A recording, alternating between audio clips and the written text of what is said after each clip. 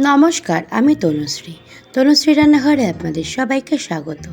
আপনারা কেমন আছেন?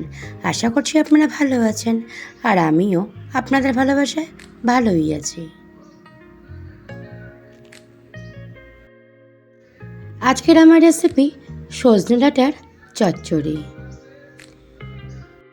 ভিডিও শুরুর প্রথমে যেই বন্ধুরা ইউটিউব থেকে দেখছেন তাদের কাছে অনুরোধ রইল আমার চ্যানেলটাকে সাবস্ক্রাইব করে আমার পাশে থাকার, আর যেই বন্ধুরা ফেসবুক থেকে দেখছেন তাদের কাছে অনুরোধ রইল আমার ফেসবুক পেজটাকে ফলো করে আমার পাশে থাকার।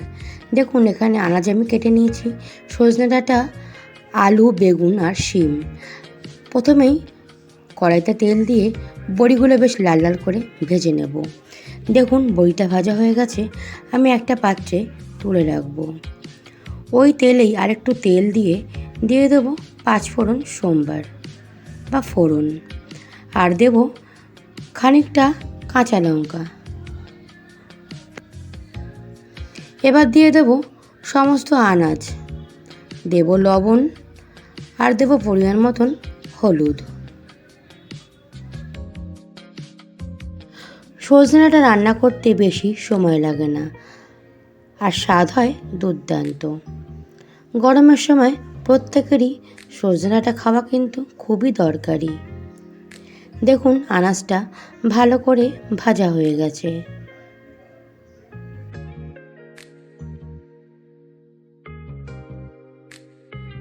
পুরনো বন্ধুদের অসংখ্য ধন্যবাদ আমার পাশে থাকার জন্য।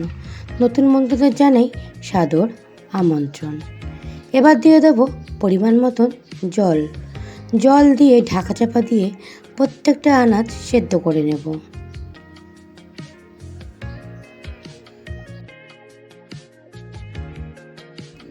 আজকের আমার রেসিপি সজনে ডাঁটার চচ্চড়ি।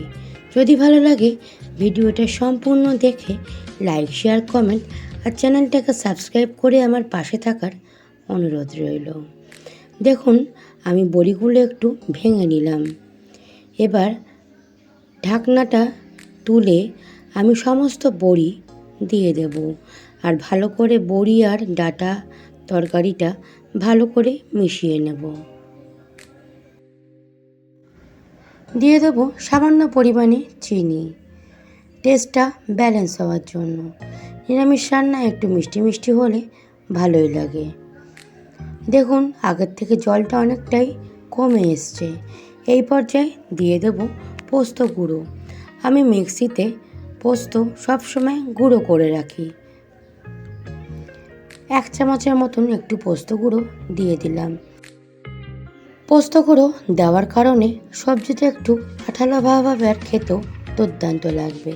আজকের আমার রেসিপি সম্পূর্ণ তৈরি হয়ে গেছে, আমি পরিবেশনও করে দিলাম। আশা করি আজকের রেসিপি আপনাদের ভালো লাগবে, আর ভালো লাগলে বাড়িতে একবার বানিয়ে দেখতে পারেন।